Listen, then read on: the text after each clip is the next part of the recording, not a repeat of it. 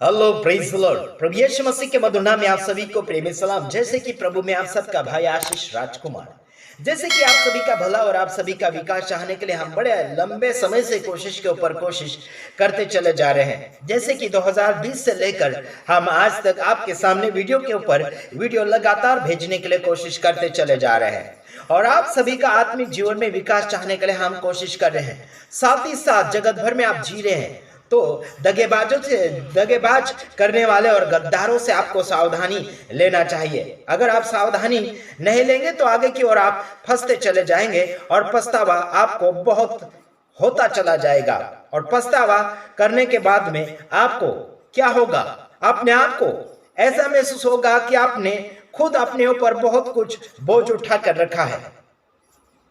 मैं आपको बताना चाहता हूं, जैसे कि भजन संहिता यानी कि 55 यानी कि 55 अध्याय उसका 22 वचन में लिखा है, अपना बोझ यहोवा पर डाल दे, वह तुझे संभालेगा, वह धर्मी को कभी टलने न देगा। क्या लिखा है?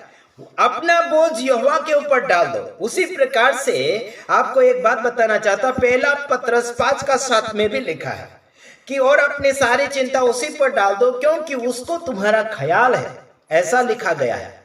आपको यह बताना चाहता हूं कि अपना बोझ आप प्रभु यीशु मसीह के यानी कि यहोवा के ऊपर डाल दें।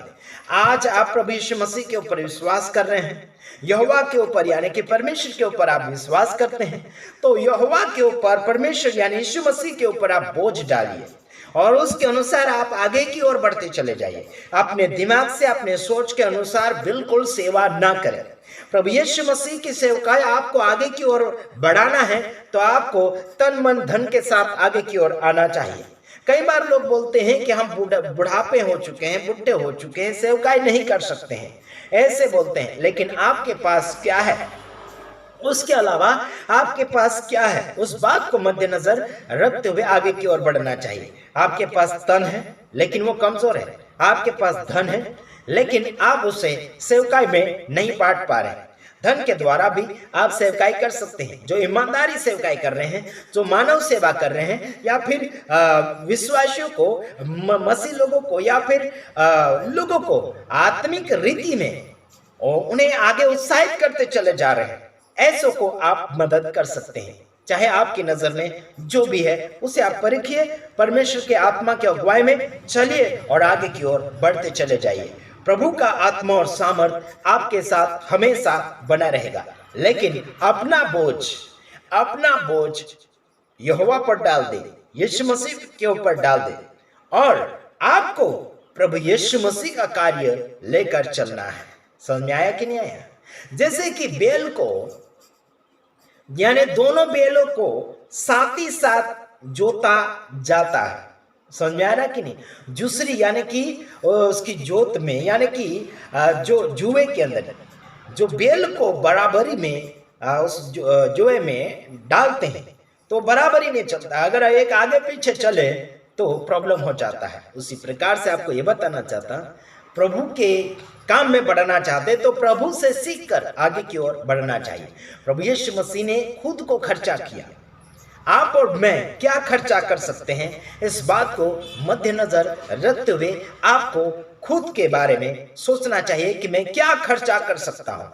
खुद के शरीर को खर्चा करें या फिर अपने धन को खर्चा करें या फिर अपनी बुद्धि को खर्चा करें, आपके पास जो है उस बात को मद्देनजर रखते हुए खर्चा करने के लिए आगे की ओर बढ़ते चले जाइए। क्योंकि मोदी तो अलग अलग नोट बदलते चले जा रहे हैं। 2000 की नोट भी बदलने वाला है, 500 की नोट भी बदलने वाला है। ना जाने कितनी बार नोटें बदलेगा, कितनी नोटें आप दबा कर रखा है।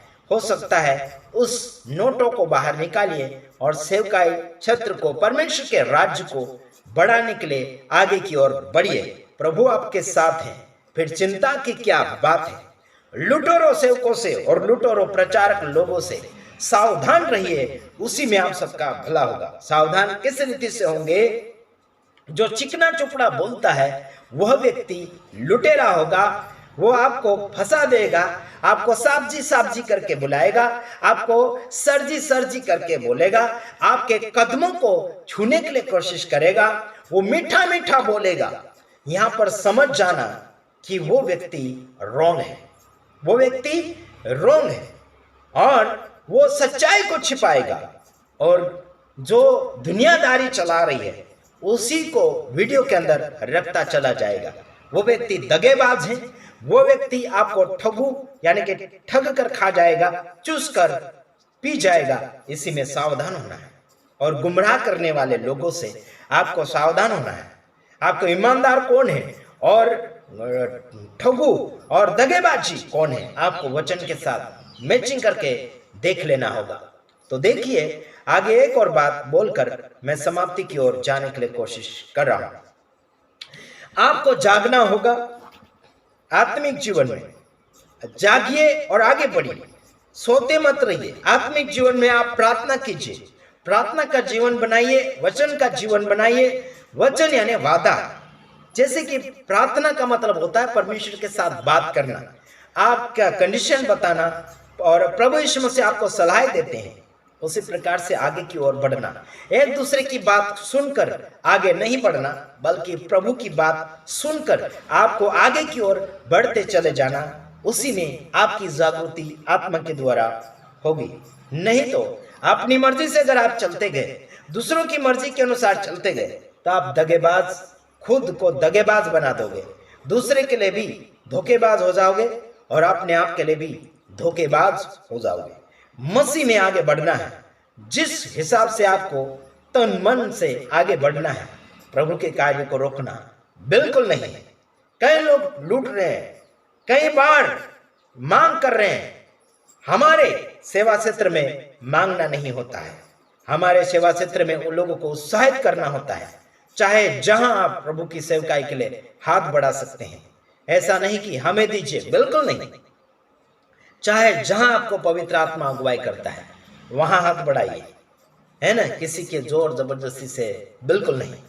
प्रभु यीशु मसीह ने जोर जबरदस्ती नहीं किया, तो हम क्यों करें मेरे भाइयों बहनों। प्रभु की अगुवाई में और प्रभु की सच्चाई में आगे की ओर बढ़िए। God bless you. प्रभु आप सबको आशीष करें। आमीन।